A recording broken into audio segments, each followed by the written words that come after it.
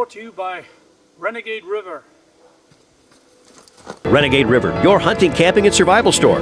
Stop in and check out their new and used firearms, sporting goods, Army and Navy supplies, and survival gear. Downtown Spring Lake, next to the police station. Be a survivor, not a statistic. Renegade River in Spring Lake has new and used handguns, hunting guns, sporting goods, and survival gear. Protect your rights and your freedom. Ask about their CPL classes. Renegade River, next to the police station in downtown Spring Lake. News Talk 1090 is the talk of Muskegon. Welcome. You're listening to the Renegade River Show, and my name is Mike Hewitt. Today we've got my often co-guest, Jim Riley. I'm the co-guest. Well, good afternoon. What was it George Moss called you, the hostess? He called me the hostess. That is correct. I am not the hostess. There we go. And in the studio with us today is Nick Sundquist, who is a Republican primary challenger in the Michigan State Senate race, 34th District. Welcome, Nick. Thanks very much for having me. It's an honor to be here. Nick, we've got a whole handful of really, really tough questions. Are you ready? Yep, fire away. Let's have them. I'll go first. Tell us a little bit about your background, Nick. That's a tough question? Yep. I guess there's not really an awful lot to say when you get right down to it. I'm a self-employed fellow for the last 20 years nearly and happily married. Employed at? The dentist. So you are a dentist, or are you a dental assistant? Or properly misspelled D-E-N-T-E-S-T. And what is that? We take small dents out of automobiles, mostly using a paintless process. We push them out from underneath with a wide variety of stainless steel rods and whatnot. And I can attest to the fact that It Works Honey Bunch has taken her car to your business. You weren't there when she was there. Had I known that Honey Bunch was coming, I would have insisted she get a discount. She is now dentless, and there's nothing happier in America today than a dentless Honey Bunch. We have an awful lot of happy customers. But it is your business, really, it's a business that's dependent upon the misfortunes of others. Yeah, I'd like to feel bad about that, but I can't. When I tell customers, come back again soon, I mean it. All right. All right. But you're a guy who's to me, this is what makes America go, and that is the small businessman. You hire people, you pay your bills, you pay taxes. Hopefully you make a profit and you pay income taxes on that also. So, yes, we do. So you we got do experience all those things, yes. that not many people in this country really have. Nick, how many kids have you got now? My daughter was born last Sunday, right around noon. Oh, and congrats. that makes 4. Very, very nice. Yeah. Last Sunday. Pink in she's a nice shade of pink and has all her parts and bits in the right places, and so we're all real happy. Well, very, and plus nice. She's listening to the show today, which is going to almost double our regular Sunday listenership. Wow. Gotta love that. She's going to be an informed voter too. All right. Love it. Very good. Now tell us this, speaking about being an informed voter, tell the voters, if you would, Nick, what causes you to be a primary challenger? Why are you in the race? Well, like an awful lot of people out there, I suspect you get tired of yelling at your radio and television set, and so I decided that I probably ought to try to do something about it to change things. I'd like to peel away the rules and regulations that make it so difficult for Michiganders to chase their dreams. I've had some modest successes in business, and largely because the business I'm in is not very heavily regulated at the moment. So if you're pursuing some business that's already an established industry, it sure makes your life an awful lot more difficult. That makes sense. Now you were in this race before, am I right? The 34th district race? Right. Yes, that's right. Now, and before is a different party. What party are you? You are a Republican primary challenger now. I'm a Republican primary challenger. We have, I've joined the Republican Party. I'm a delegate. I went to the last state convention. I'm a Republican. The reason I'm asking that is that some of the comments. Understand, I've been a primary challenger before, also. Well, so I remember. It seems like only yesterday. Right. But the reason I'm asking is coming from a different party, I'm wondering that should you win, if you're going to have a problem caucusing with the Republican caucus in Michigan's state Senate. I shouldn't think so. Other than the progressive wing of the Republican caucus, the Libertarian Party has got as much diversity of opinion as the Republican Party does, perhaps more, and certainly as much as the Democrat Party does. If you were to take the party platforms of either of those parties, you'd discover that they have an awful lot more in common than they have differences. Tell me this on tax. There's been a perpetual debate for most of my adult life, beginning with flat tax, and frankly, I think Ronald Reagan tried flat tax to some success. Although since he enacted flat tax federally, that's been stretched out into a monster-sized progressive stair-step program now. But on a state level, there's ongoing debate between fair tax and flat tax versus just trying to moderate the tax system or tax code that we currently have. Where are you on that question? On that particular question, I'd like to just eliminate the income tax altogether. There's no good reason to have it. Do you mean state or federal or both? I'm talking state. As a state senator, I only use the example of federal to say that there have been a number of debates going for a very long time, going way back even beyond Ronald Reagan. But on a state level, currently there is. I'm a district director for Michigan Fair Tax. I'm pretty much staked my claim. That's where I'm at. Now, having said that, I'm not running for state senate. So I look to you, say, are you flat tax? Are you fair tax? Now, you said that you'd want to eliminate the income tax. Then with that in mind, how would you see the method to fund state government? Because regardless of the fact we probably all agree the funding needs to be reduced, it still needs a revenue stream of some level. Most assuredly, the government needs revenue to run, to do the things that are necessary, but the income tax amounts to just over 10% of our budget. It's $6 billion. In a $54 billion budget, it doesn't amount to that much. I think we can afford to cut state government by 10%. During Mr. Hansen's tenure in office, I'm sure that there are an awful lot of listeners out there that have had to reduce their family's budget by that much. The state government can and should do it. Well, now, let me just go back to this, because there are some states that are quite famous for not having state income tax, and of course one of them being Florida, which is the home of any number of athletes and entertainers, and they've been up front in saying that they moved to that state because of their the lack of a penalty for being successful and not having a state income tax. There are some real significant benefits. The downside, of course, is that revenue will be gone, and the state of Michigan would have to either replace it, or it would have to cut back, or probably do some kind of combination of the two. But what are the benefits to not having that tax, aside from individuals having more of their money to spend? But what are the other benefits that have come up in other states? Obviously, one is wealthy people and other kinds of successful people moving to your state. Government revenue is somehow in Michigan is always regarded as a good thing, so long as the government has a lot of money. The less money the government has, the easier it is for people to pursue their dreams. And the income tax is a way to control people. It's a way to do favors for certain industries at the expense of other industries. Michigan and the other states that have income taxes are anemic. The economy is anemic by comparison to the states that don't have it. We're all just going to be an awful lot better off if they cut the revenue from the government and make them concentrate on the core functions of government. One of the things you've talked about pretty consistently in that is the size of government. And where are you on the concept of a part-time legislature?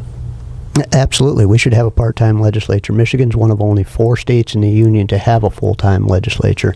If you had a part-time legislature, there would be a legislative calendar that would be easy for people to look at to see when it was necessary to introduce proposed legislation, and opportunity for groups that were against particular legislation to rally the troops and talk to the representatives and senators in the state government. The argument that the governor has more control is also, in my opinion, wrong, in as much as the legislature still has all the very same duties it did before you went to part-time, and it just takes them a lot longer to accomplish anything, which in Michigan, that would certainly be a good idea. You know, the irony of the argument that says the governor would be too powerful is one of the most successful comparisons is, of course, Texas, where by definition that governor is a weak governing executive chair. And so you say, how can it be that here in Michigan we have, well, first off, let me kind of add a caveat. A lot of legislators campaigned on part-time legislation, and then when they get there, they seem to somehow have forgotten all of the campaign part of the fact that they were campaigning for part-time legislation. But then somehow they miraculously say this job is too busy. And the one thing I've heard a lot over is, Mike, you just don't understand what all we do. Well, the truth of it is that I really do. And so do the other 40-plus states that have a part-time legislature. They understand exactly what needs to be done. But in Michigan, in my view, we've developed a culture whereby the way they define a good legislator is one who can sponsor a bill and get it shepherded through the law. And I don't know that that's a great culture to run a state by how many laws we can create, and thereby more tax, more liberty lost, etc. But what's your thinking on that? Now, I guess my question for you is, let me ask you another way. I'm assuming the answer, but I don't want to do that. You're going to campaign on a part-time legislature, is that correct? That's right. And then when you win, you're going to introduce a bill to enact a part-time legislature. Okay, that's where you're at, period. That's where I'm at, period. There is, I mean, you talk about Texas and the argument, the bogus argument that the governor is going to have more power. Look, we should compare Texas economy to Michigan's and say to ourselves, that's what we ought to be emulating. And your point that the legislatures are in there making new laws, and that somehow the more laws you get passed, can I say michiganvotes.org on the air? I've said it a lot of you times. You can say anything please, you like. No, please, don't say that. Go to michiganvotes.org and look at your Mr. Hansen's record or any of the legislature's record. And what you'll discover is the first time you look down the list of bills they introduce, you say to yourself, oh, golly, why not? And it's not that bad and can't hurt, and it's probably a good idea. And then you look at it again. I want you to read them all twice at least and ask yourself, is it really necessary? Is it a good use of your money? Is it a good use of your time or the time of the bureaucrats in Lansing that are running around causing all sorts of misery across the state? And I think that you'll agree with me that what we need is sensible legislation, not lots of it. Well, you are running, and I like what I'm hearing here, but let's be open and honest about this. You are a conservative Republican running against a very successful and at this, up to this point anyway, very popular Republican state senator in Jeff Hansen. So you essentially are trying to say that you don't like the way that Jeff Hansen has voted, and you would vote in a different manner. You mentioned Michigan votes, and to me this is important because you've got to do your homework, because unfortunately MLive, Muskegon Chronicle, and just about every other media, with the exception of Mike's show, the Renegade River show, does not talk about local politics. The Michigan votes is put together by the Mackinac Center, which is a conservative think tank, one of the very few here in the state of Michigan. And what's really nice about the Michigan votes, and I'm going to suggest, if I can, just to stick my nose here, it's michiganvotes.org. And when you go to that page, they've got up at the top, they've got a bunch of links, and the fourth one over is scorecards. You can go to the scorecards, and those are put together by different groups, but tend to be conservative Tea Party types, who will list in English all of the votes that they believe are of import over, let's say, 2013 or 2012. And then you can see how your legislator, be it a state rep or a state senator, has voted. And they've got little check marks, and you can order it by ranking in terms of most conservative or by party or what have you. But if you look at Senator Hansen's rankings, almost across the board, and this goes from 2013, goes all the way back through his Senate, and I would imagine you might even be able to go back and look at his 6 years as state representative. You can. But he tends to be at the bottom of the Republicans, the elected Republicans, when it comes to his voting record. And, of course, generally, he's considerably more conservative than the most conservative Democrat. The Democrats have really stayed the course, if you will, in terms of hardcore socialism and voting as a bloc. But Senator Hansen, when it comes to all of the other elected Republicans, almost always is either at the bottom or one of the most liberal, moderate, what have you, elected officials that we've got in our state. So I don't think it's unfair, and I would expect that he would be proud of his voting record. But I don't think it's unfair to say, look, our senator has voted for these things, that if you are a primary voting Republican and you disagree, well, now for the first time in a while, you have a choice in the Republican primary, which of course is not it's a year from now, but it gives you a choice, and do your homework. And MichiganVotes.org is one of those great tools to see how he has voted in the past. And of course, we've got another almost an entire year of votes to check on his record going forward. Yeah, let me dovetail that, Nick, and just to try to murky it up a little bit, maybe by accident. Two things. First off, if you go back a decade, 03, 04, somewhere in that area, so maybe not just shy of a decade, there were state representatives and state senators that were missing hundreds and hundreds of votes. And the reason I'm bringing that up now is that MichiganVotes.org really single-handedly, because they you can, right now, listeners, you can dial up whoever your state legislator is and look and see how many votes did he or she miss, what are they voting on, what have they sponsored, what have they co-sponsored, so you can dial right into exactly how you're being represented. Now, the murky part is this that I want to throw out for both of you to kind of, especially you, Nick, to chew up a little bit. Yes, Jeff Hansen, I've known you, Nick, since 1998, I think we figured out. Yeah. And I first met Jeff Hansen back in 04 or 05, probably 05. I tell you, I've known both of you a long time. And frankly, your politics is closer to my ideology than Jeff's. Having said that, when I look at the district that you folks are campaigning in, your district in total is a much more modest district than my ideology is, and that's a concern. So when I look at Jeff and I look at his voting record, I'm in complete agreement with Jim and how he's identified them, and I'm also I understand what would cause you to say I want to primary challenge him. But then I reflect and say, what's the purpose of a representative if not to properly represent his constituency, which tends to be moderate in a district that frankly could go back and forth between parties back and forth. So I think we've got to go to a break, and when we do, maybe you can pick up where I left off. I'll be happy to. Very fair. We'll be right back, folks. Welcome back. You're listening to the Renegade River Show with Jim Riley, Mike Hewitt, and our guest, Nick Sonquest, who is a primary challenging candidate for state senate in the 34th District. Nicholas, are you ready? Yeah. He's a Republican candidate. He is a Republican primary challenging candidate. He absolutely is. Nicholas, when we went to break, I was asking you about what I perceive at least as a moderate district. We're talking about Jeff Hansen being a moderate Republican, and I'm looking at a moderate district. So I'm looking for you to tell me where I'm missing the boat, or what your view of that is. Well, I think Edmund Burke once said, and I have to paraphrase, that a representative owes not only his industry to his constituents, but also his judgment. And when Senator Hansen is on the campaign trail, he talks about how he wants to help small business. And I have yet to see any bills that he's introduced that would do anything to help small business. The other thing is this, I guess, that the voters ought to have some sense of what they're getting when they elect someone. You know, his district may be moderate, but he got elected telling everyone he was a conservative, didn't he? Fascinating. That's now, tell me this, though. Is there something to the...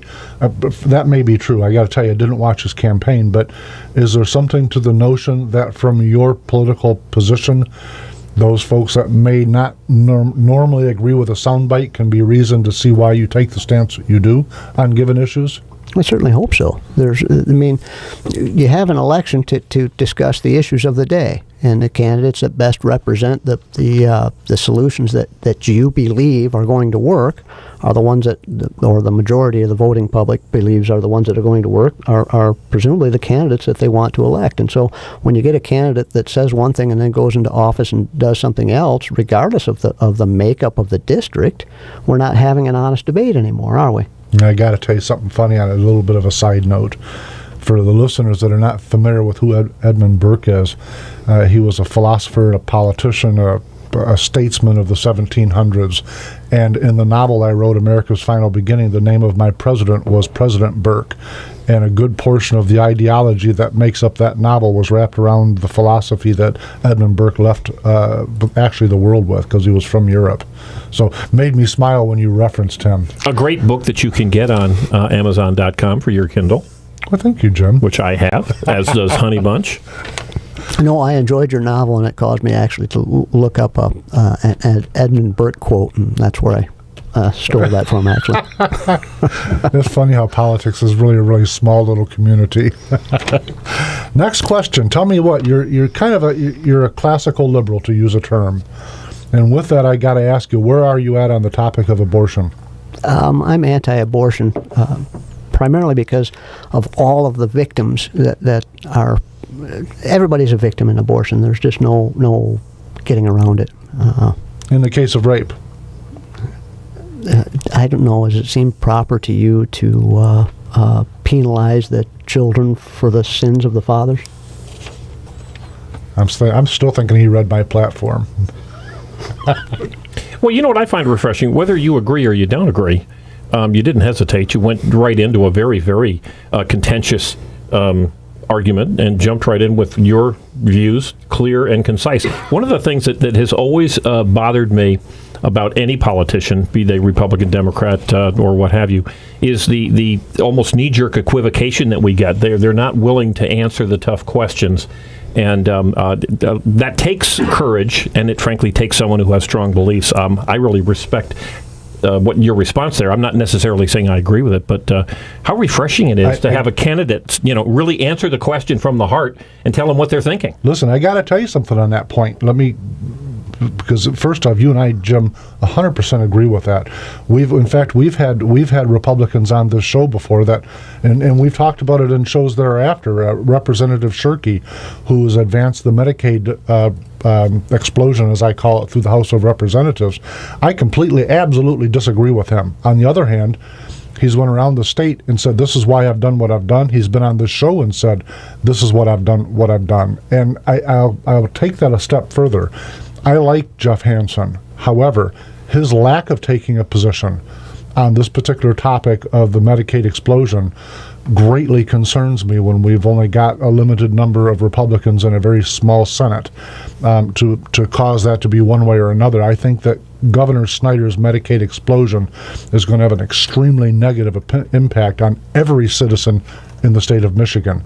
And so for Jeff Hansen not to take a position on that, rather offering this big, long, really ambiguous position statement, I found that a little bit disconcerting. And so I bring that up now because, to Jim's point, you did immediately pick up on that topic, even though abortion somehow is like a litmus test or a lightning rod, a state representative nor a state senator will have virtually no effect on it whatsoever. So it's always kind of fascinated me that it becomes part of the topic. State senator or state representative could have an awful lot of effect on it. Give me an example. They have heartbeat bills across the country right now. And forgive me, I don't remember which states they're in, but these are things that can be done.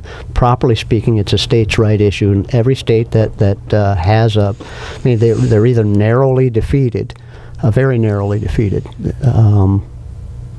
It's a contentious issue that, frankly, I'd rather not talk about. I wish it wasn't necessary to talk about it. Tell me on it. Let's change gears a little bit, if I might. Over the last 2 years or so, maybe more, we've seen a whole new level of the definition of emergency manager. Emergency manager, in terms, I think it's been on the books since 1988, but Governor Snyder's reinvented what emergency manager means. And so I can certainly rationalize what his reasoning is with what he's done, but I'm more looking to say, what is your opinion of the concept of a very powerful, strong-armed emergency manager? I find it just a little bit frightening, frankly. If you go through, the court should be the emergency managers in bankruptcy cases. I don't know how to say it any more simply than that. What I found is in fact, we've had a couple people on over the last few weeks that specifically have done that. In fact, one of them was a former president of a police union, and we were looking at the other side of the coin, because it's my opinion that if you make a handshake deal with somebody, you honor it. You don't say, sorry, I've changed my mind and something else better has come along.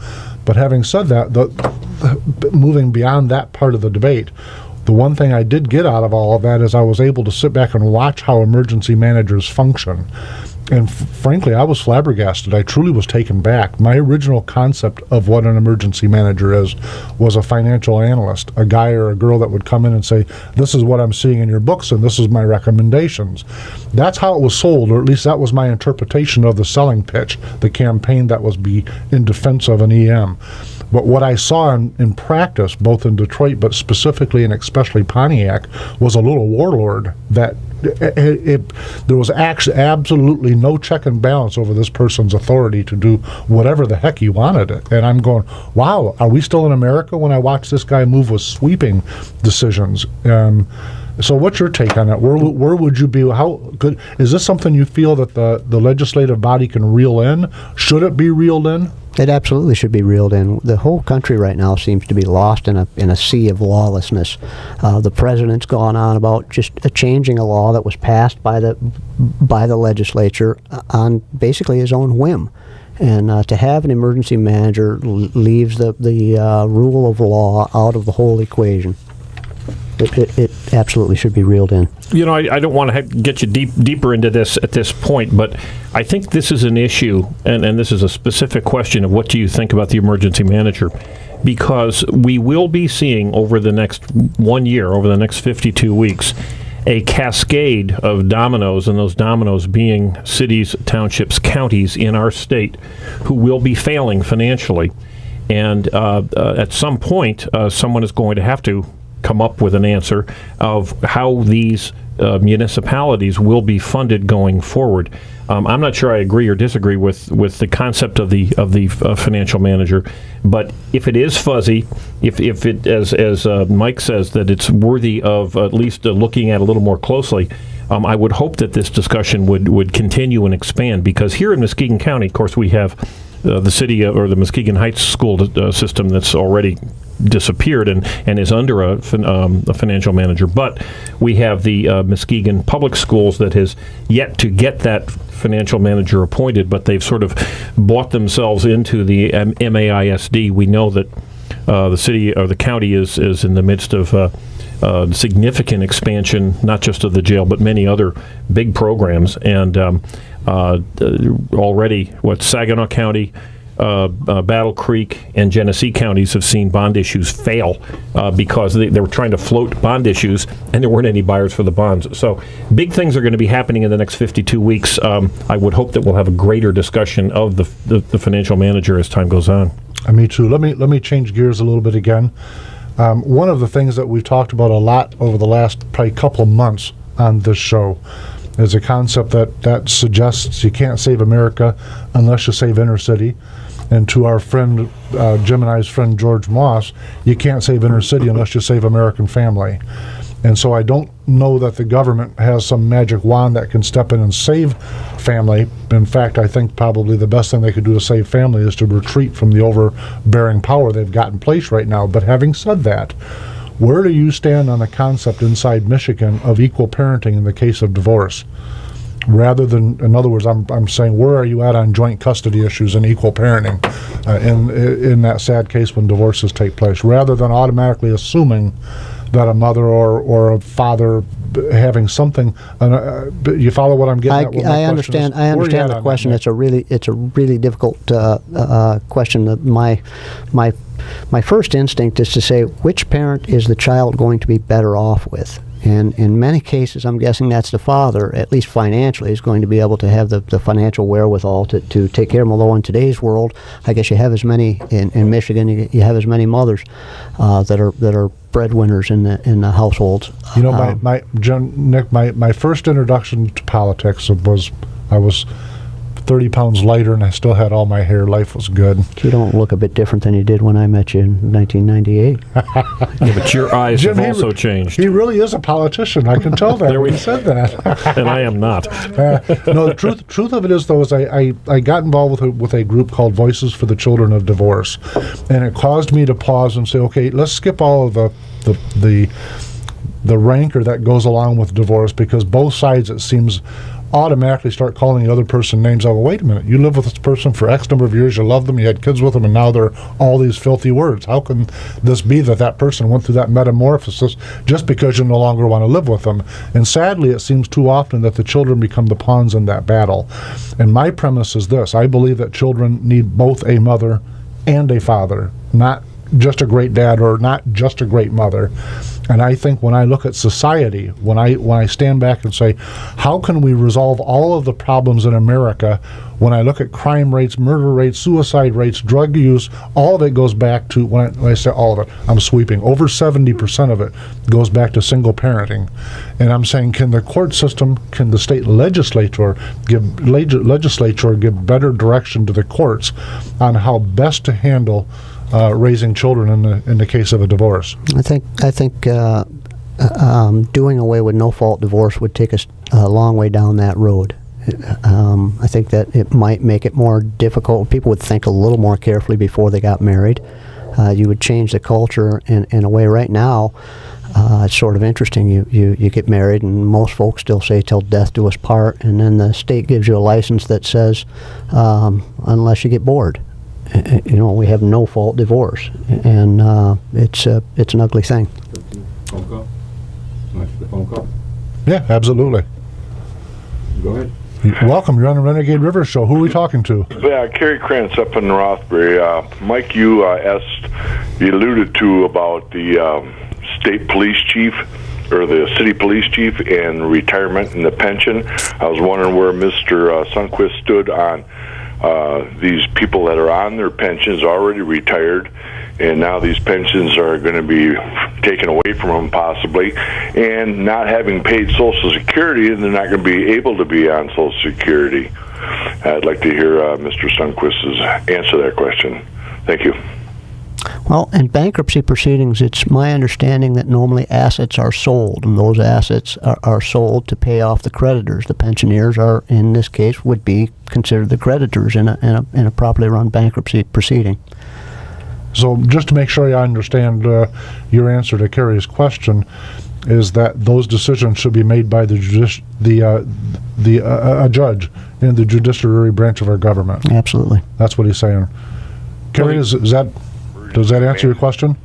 Well, we have an emergency manager overseeing all this. Is he trying to forego that judiciary aspect of that? Yes.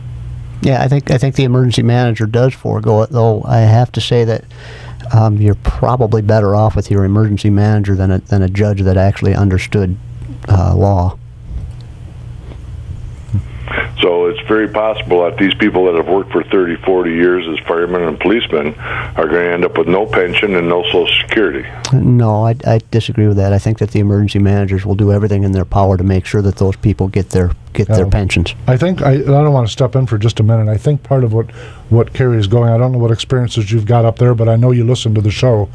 And when we had a Pontiac police officer on here, he gave some pretty good definition as to what was happening with the pension, health insurances, etc. of the Pontiac police and the firemen and all public works of the city of Pontiac under the guide of an emergency manager who to me, by the way, an emergency manager acts as a political extension of the governor's office and is not seeking necessarily what's correct, but rather what's expedient.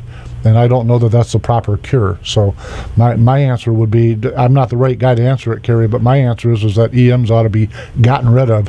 And that, to Nick's point, I agree with part of his answer was that the city should be liquidating its assets before it refuses to pay pensions. Then he doesn't feel that because these people voted in for these politicians that promised them these high paychecks, that they deserve what they get? I got to tell you, I know the particular instance in Pontiac very, very well. And first off, they didn't have high paychecks. They had less than the average state income, less than the community that they were serving's income.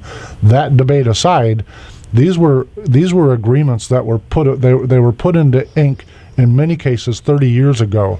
And the real problem here, by the way, is not necessarily mismanagement or fraud or everything else that the political hounds would like to paint it as, but in truth, The real problem is that the populations of these cities have been cut by in some cases 2/3.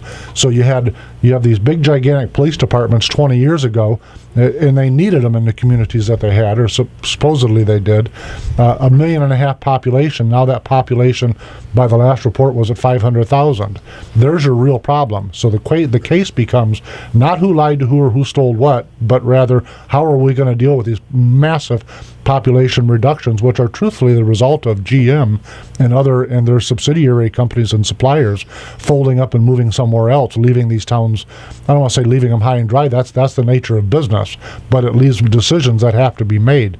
So the question becomes, who's going to make the decision? An EM who's Snyder's henchman, or a judge? And we can debate forever who the right person is to do that, but we've got to go to a break.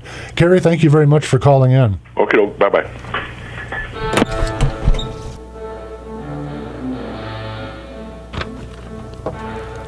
Welcome back. You're listening to the Renegade River Show with my co-host, Jim Riley. It's me, baby. And Nick Sundquist, who is a Republican primary challenger in the Senate 34th District. A pleasure to be back again. It is. Hey, let's change gears again just for funsies. Tell me, where are you at on the question of Common Core and education here in the great state of Michigan? Absolutely ought to be closed down. Okay. It's a great way to sell books. It's a great way to sell books. It's a great way to sell really bad books. It looked like to me last year's books, a little bit watered down, one more notch of de-education, or what I affectionately refer to as miseducation, but it sold billions of books, so somebody somewhere is rubbing their little greedy hands together. You can call it de-education. I prefer to think of it as indoctrination. There's very little education that's going on there. What do you think they're replacing common sense with? Mostly how to be a docile citizen. Do as you're told.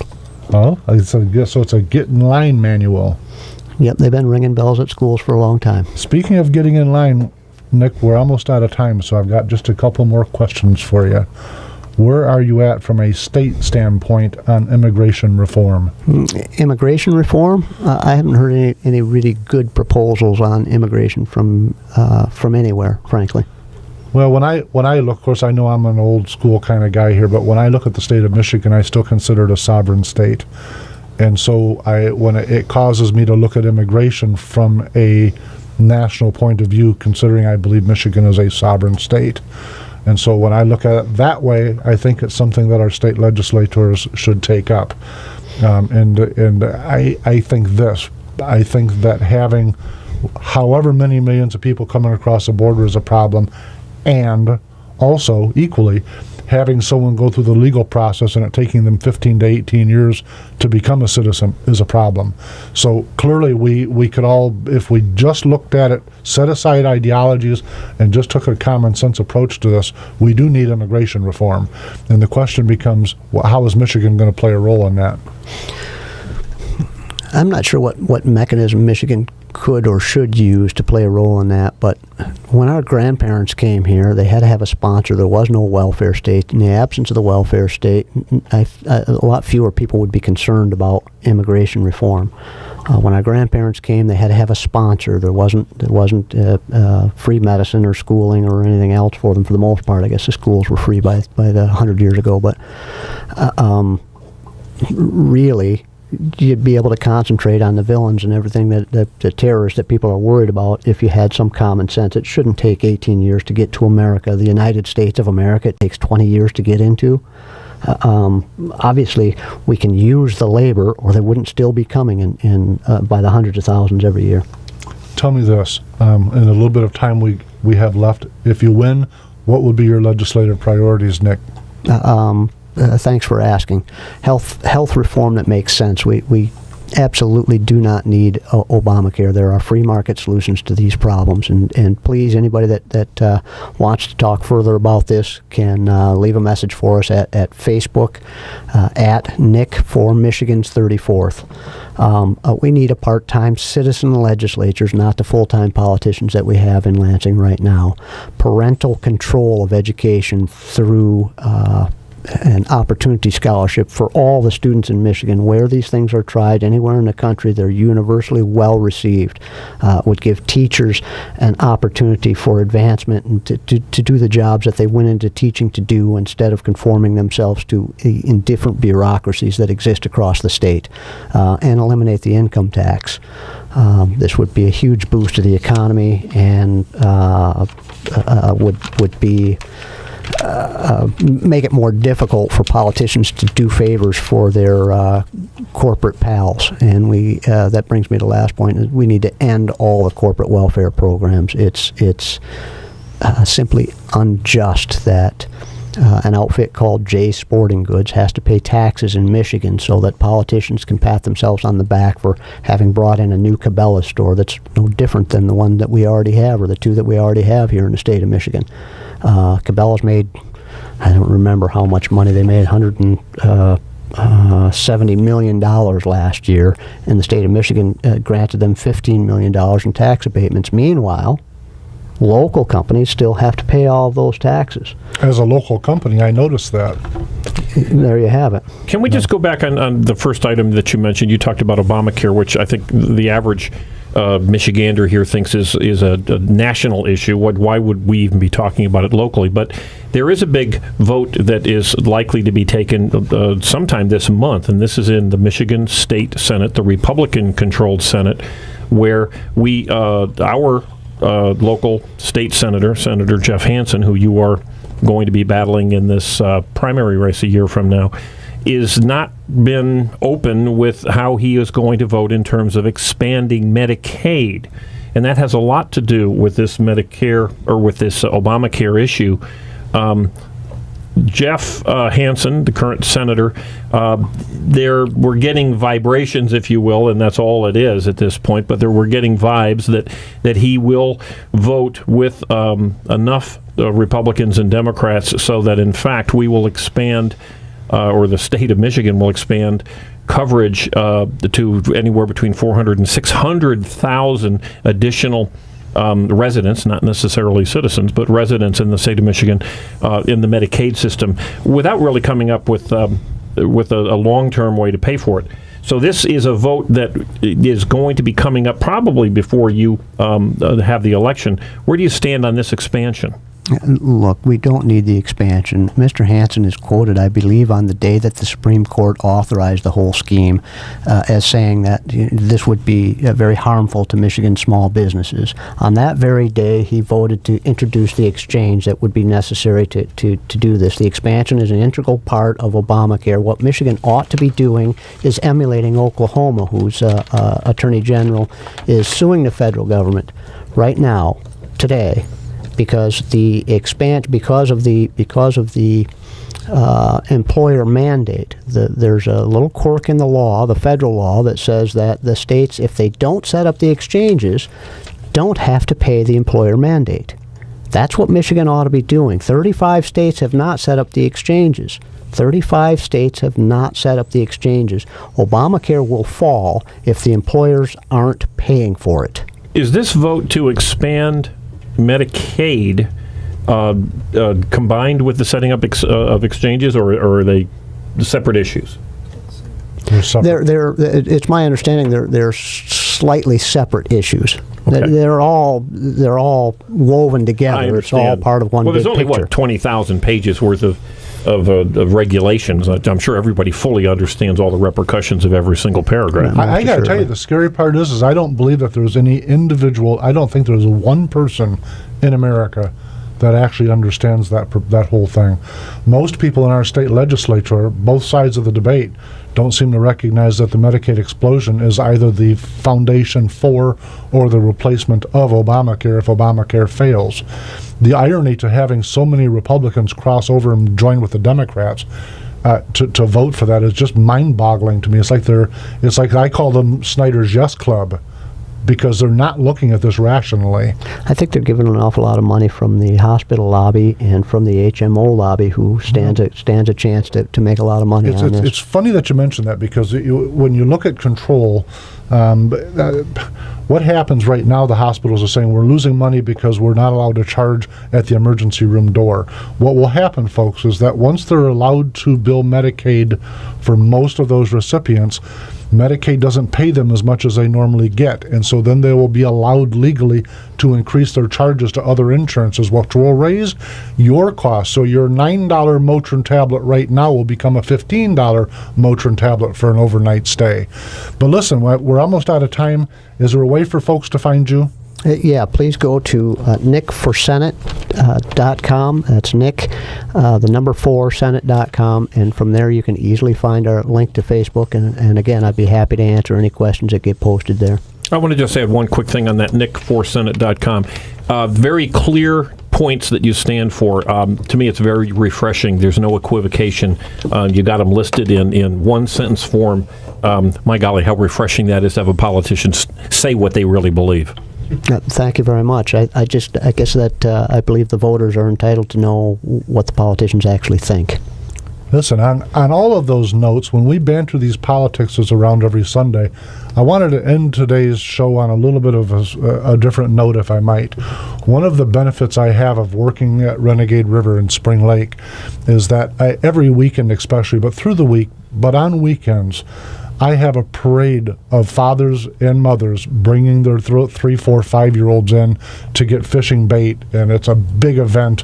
They're in there picking out little tyke fishing poles, and they're getting night crawlers, and they're picking out the right bobber. And I got to tell you, when we hear so much, those of us that are plugged into the political environment, about all of this page after page of negative from both sides, by the way. I don't care if you're left. You got people that are fear-mongering, selling you folks nonsense, and on the right, they got folks selling you guys fear nonsense. But let me tell you, the people that I see coming into my little shop in Spring Lake, their mothers and their fathers, and they're taking care of tomorrow's future. I got guys coming in, bringing in their 11, 12, 13, 14-year-old sons and daughters, looking at little 410 shotguns and little 22 single-shot plinkers. People that are really, really excited to go out and spend some quality time with the people that mean the most to them in their life. And I'm talking about the young people and how they view their parents. And folks, that's the foundation for tomorrow. Beyond anything that we could ever say here, or anybody in Lansing or Washington is ever going to do, that's the foundation we've got to build on. It's tomorrow's future, and it's families being built today. Thank you very much, and I'll look forward to talking with you again next Sunday.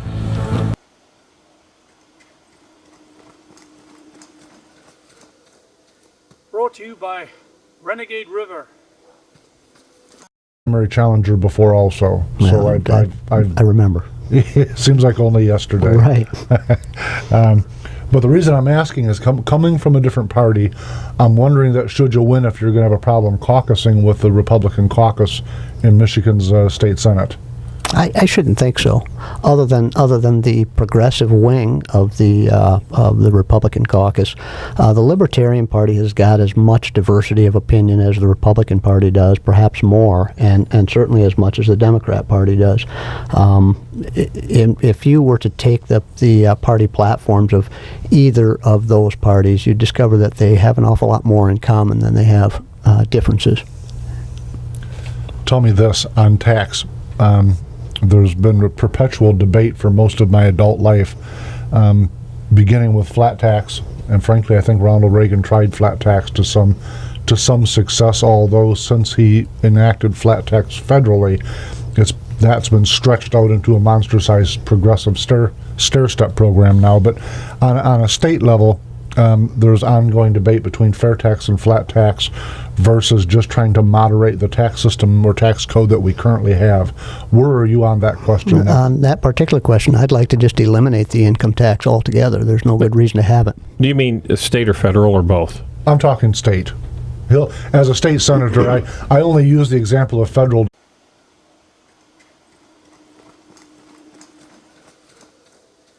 Brought to you by Renegade River.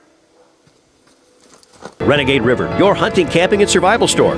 Stop in and check out their new and used firearms, sporting goods, Army and Navy supplies, and survival gear. Downtown Spring Lake, next to the police station. Be a survivor, not a statistic. Renegade River in Spring Lake has new and used handguns, hunting guns, sporting goods, and survival gear. Protect your rights and your freedom. Ask about their CPL classes. Renegade River, next to the police station at downtown Spring Lake. News Talk 1090 is the talk of Muskegon. Welcome. You're listening to the Renegade River Show, and my name is Mike Hewitt. Today we've got my often co-guest, Jim Riley.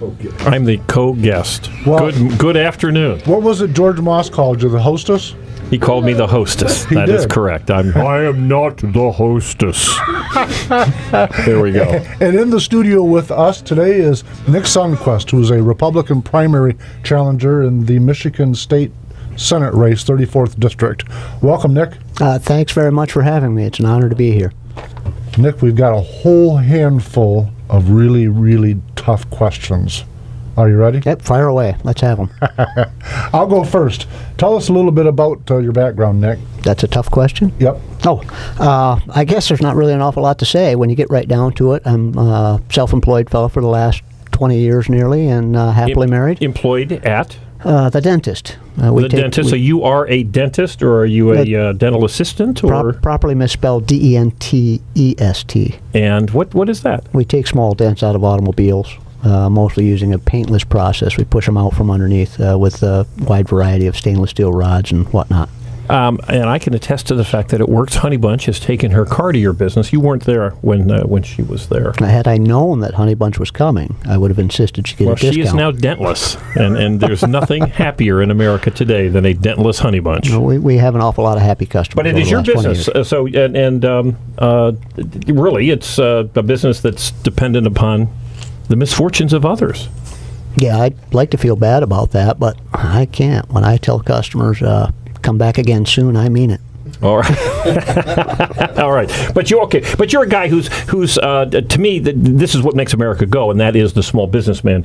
You hire people, you pay your bills, you pay taxes. Hopefully you make a profit and you pay income taxes on that also. So, yes, we do. So you we got do all experience those things, that yes. not many people in this country really have. Nick, how many kids have you got now?